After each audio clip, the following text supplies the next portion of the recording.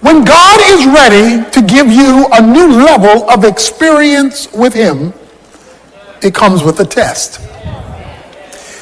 Now, the bad news of a test is that it's a test.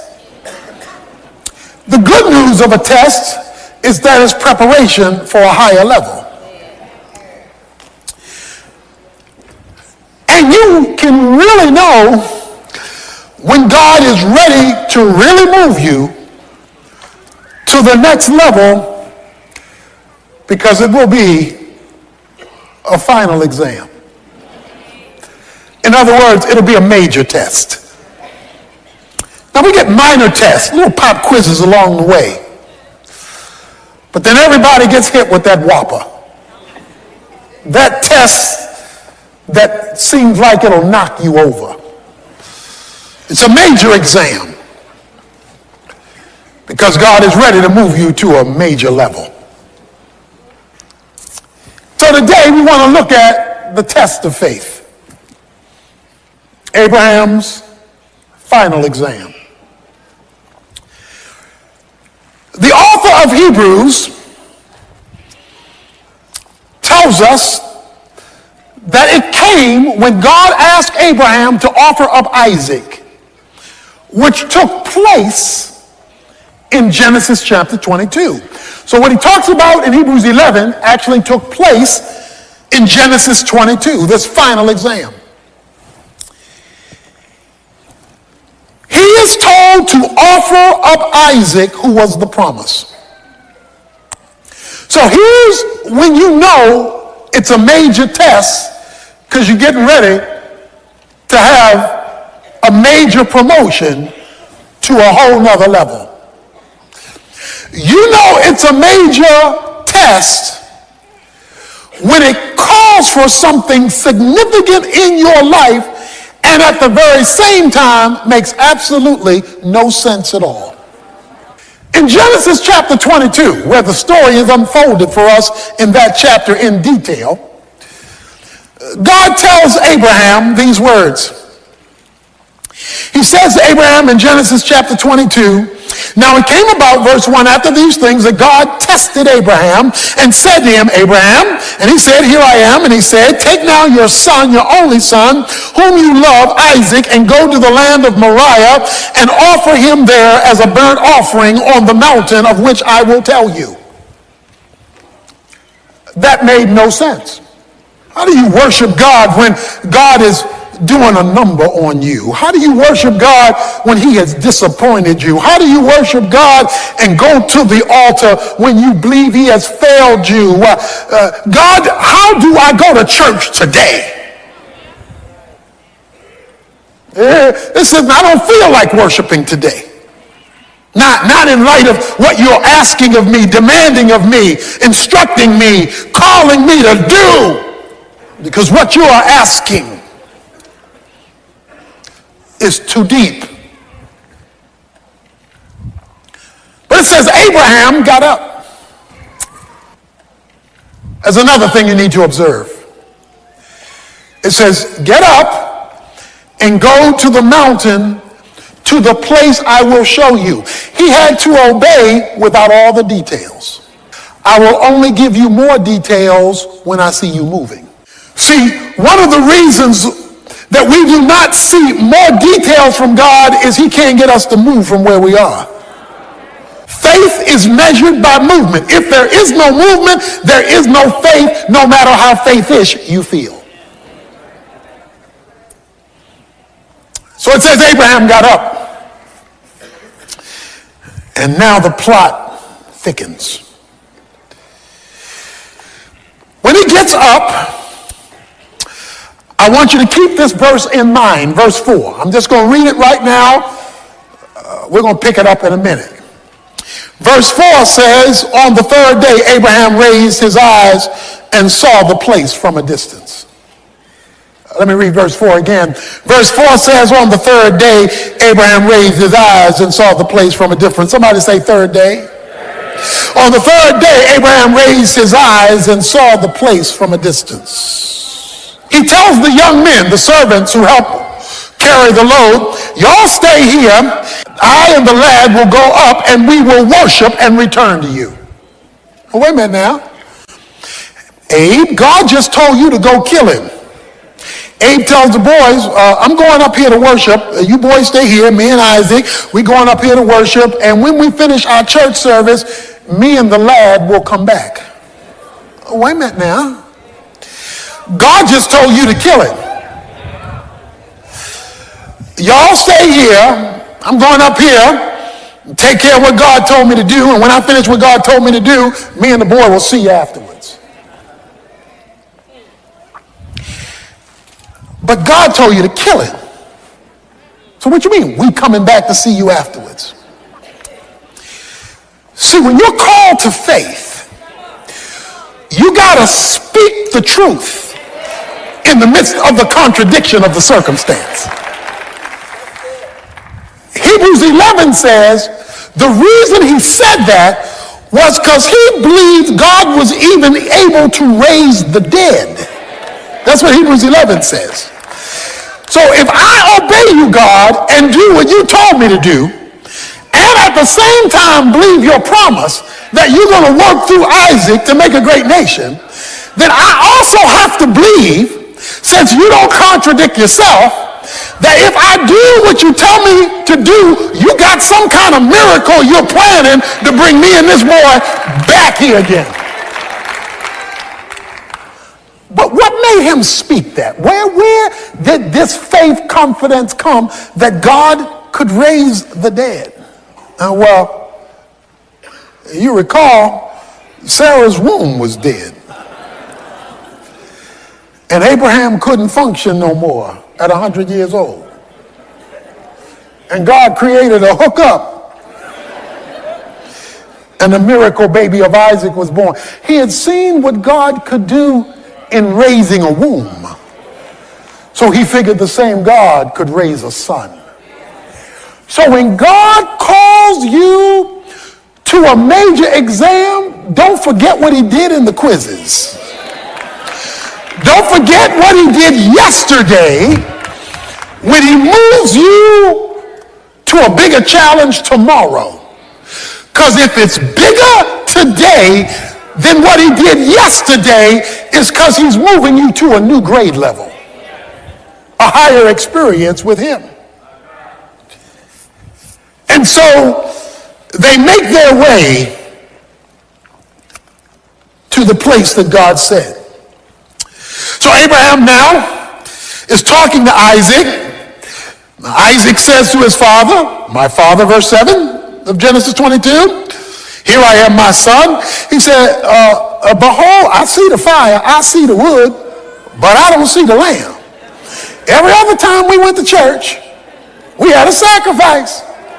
But today, you ain't bring a lamb. What's up, Dad? Dad looks at his son, can't say anything. You know what he says? He says, son, God's got to fix this one.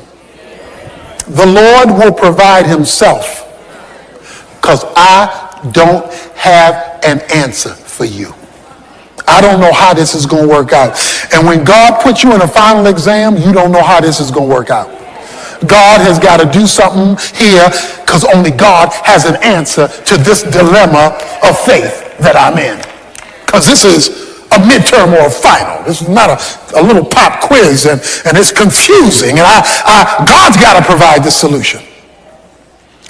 And so he takes his son up.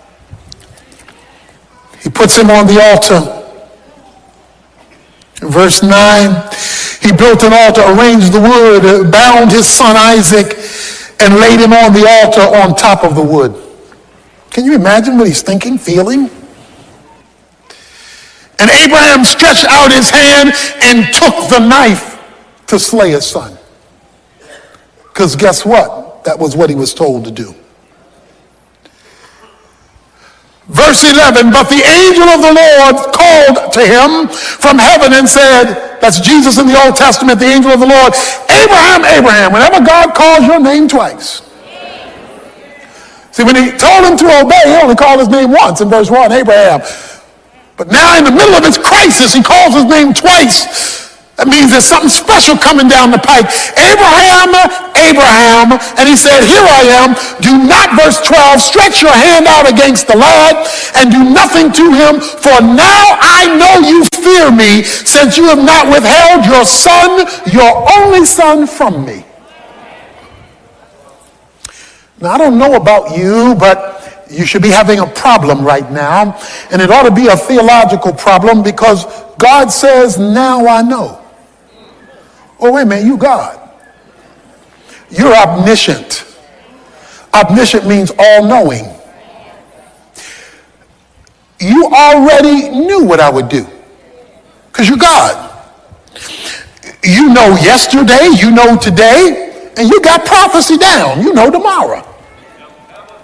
You know where I came from, you know where I am, you know where I'm going. What do you mean you only know this now? And you're an all-knowing God. Come on, with your knowledge base, I could have stayed in bed. We could have skipped all this because you already know. But that's not what God says. He says, now I know, as though I didn't know before. Because I know it, I'm knowing it now.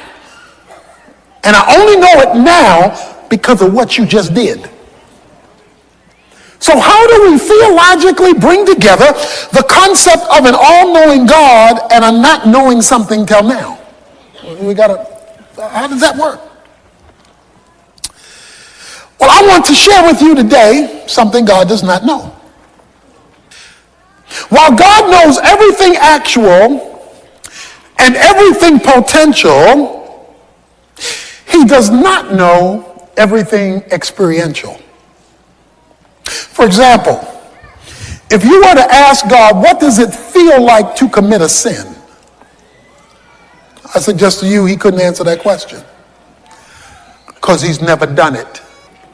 The reason why God became a man in the person of Jesus Christ, according to the book of Hebrews, is that God became a man in the person of Jesus Christ so he could sympathize with our weaknesses, so he could feel what we go through. The Father knows what you go through. Jesus can feel it. So Jesus the Son can explain to God the Father, who already knows the information, what the information feels like, because he became a man. So what then is being said to Abraham at this moment? He is saying, Abraham, now I know you love me because I see it and feel it. In other words, you have now given me the experience of your love, not merely the verbalization of it. Sacrifice your son, the son whom you love, your only begotten son.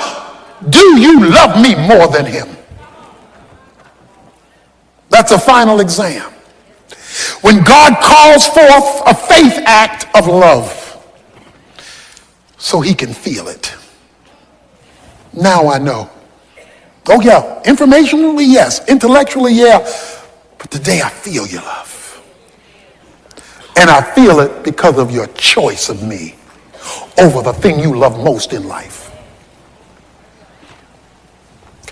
What is your Isaac?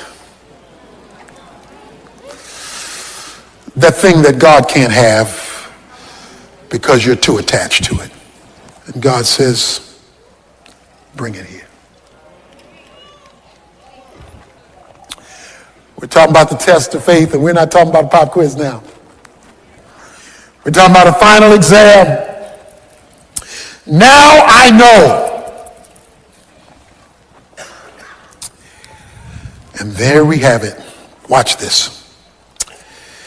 Then Abraham raised his eyes and looked, verse 13, and behold, behind him a ram caught in the thicket by his horns.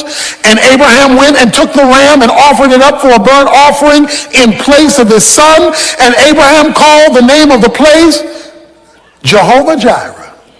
The Lord will provide, as it is said to this day, in the mount of the Lord it will be provided. That's one of the great names of God in Scripture, Jehovah Jireh. Let me talk to you about the word Jireh, provide. The Hebrew word Jireh means to see beforehand. That's a literal translation of Jireh, to see beforehand. What you get to see in his provision, you get to see it because of what he's already seen in his prevision. So he precedes what you're going to be provided. What you're provided over here when he comes through, he's already seen over here before you get to it. So while Abraham is coming up one side of the mountain, a ram is coming up another side of the mountain. God precedes before he provides. But what he provides, he's already preceded. So you're going to be the surprise one, and not him, because when you're shocked by what he provides, it's only going to come because of what he's preceded. This is the quietest rams in the history of rams caught in a thicket. When a ram is caught in a thicket, it's moving and jerking to get out of being caught. This is the quietest ram in history. The ram is in the vicinity of the sacrifice, because it says he looks up and saw the ram. So God keeps the provision quiet, even though he has already made provision in advance, because he's seen beforehand what he's going to do that you don't see yet. The question, when you face this trial, is how can I move from God's prevision and get a hold of my provision? Until he completed his obedience, prevision didn't become provision. Whatever God is going to do in your life and circumstance, he has already preceded, but you won't see it provided until you have completed what he's asked you to do. Most Christians are part-time saints. They'll do a little something, something and wonder why God hadn't come through yet. But the question is, have you finished what he's asked you to do? So if you take 50 years to finish it, it may take 50 years for you to see his provision. If you delay obedience, you delay prevision becoming provision. And in James 2, when it talks about faith, it says, by faith, Abraham was justified by works when he offered up Isaac, and he was called a friend of God because he was willing to believe God against the backdrop of the ridiculous. God says to him, verse 15 of Genesis 22, then the angel of the Lord called to Abraham a second time from heaven and said, by myself I have sworn, declares the Lord, because you have done this thing and have not withheld your son, your only son, indeed I will greatly bless you. I will greatly multiply your seed as the stars of heaven and as the sand which is on the seashore, and your seed shall possess the gate of their enemies. In your seed all the nations of the earth shall be blessed, because you have obeyed my voice. He says, Abraham, I got it now. I got it. Because you've obeyed my voice in the final, in this tough thing I've asked you to do, I got it from here.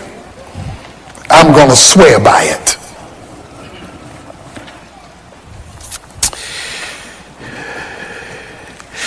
The good news here is that Abraham has had failures in his past. He's blown it a few times over these 25 plus years. God just gave him retesting. Some of us are here today, and we've been retesting. God says, I'll wait till you pass. Because I want to give you an experience with me. You want the provision. I want the experience. Give me the experience of your commitment, and I'll show you what I can do with rams caught in the thicket, waiting to move when I tell it to.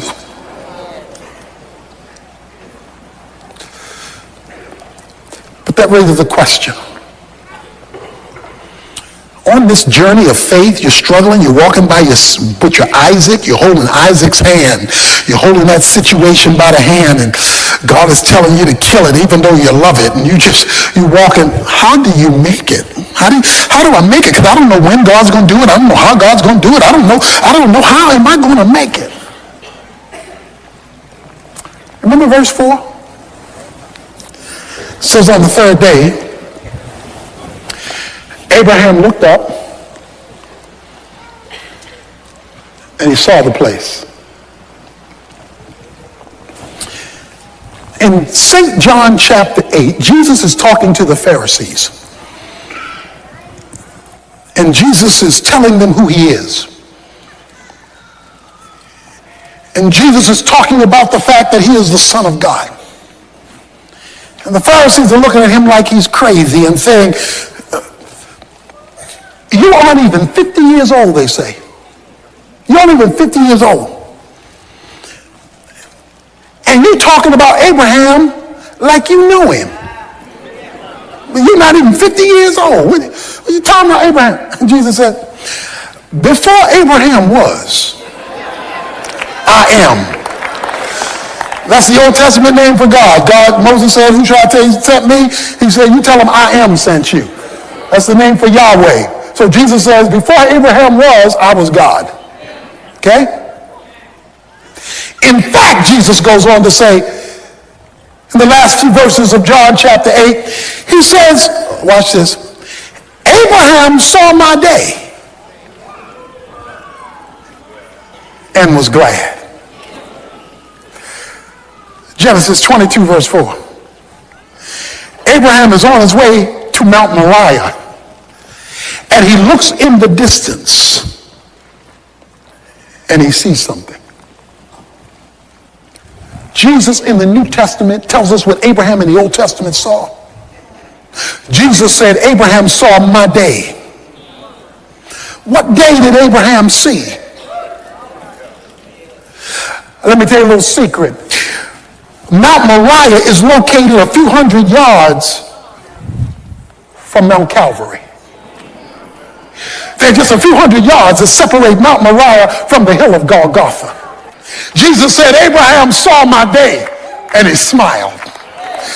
So Abraham is walking to kill his son, looks up, and goes, yeah. He says, Abraham focused on me. And while he kept his eyes focused on me, that's why Hebrews chapter 12, verse 2 says, looking unto Jesus, the author and finisher of your faith. It says, while you're on your journey, in your final exam, keep your eyes on Jesus. Because if you'll focus on Jesus, he'll get you up the mountain of your exam until you pass the test. Don't look at people, they'll discourage you. Don't look at circumstances, they'll flip the script. He says, keep your eyes on Jesus as you obey God, because when you keep your eyes on Jesus, he will sustain your faith until you reach the finish line of your test. When you're in doubt, look at Jesus. When you're afraid, look at Jesus. When you're unsure, look at Jesus. When you're tempted, look at Jesus. When you fail, look at Jesus. When you're frustrated, look at Jesus. When you don't think you can make it, look at Jesus. Keep looking at Jesus, because if Abraham could look at him in the Old Testament and he hadn't even come yet, how much more should you and I look at him now that he's come, died, and arose, and it all happened on day number 3?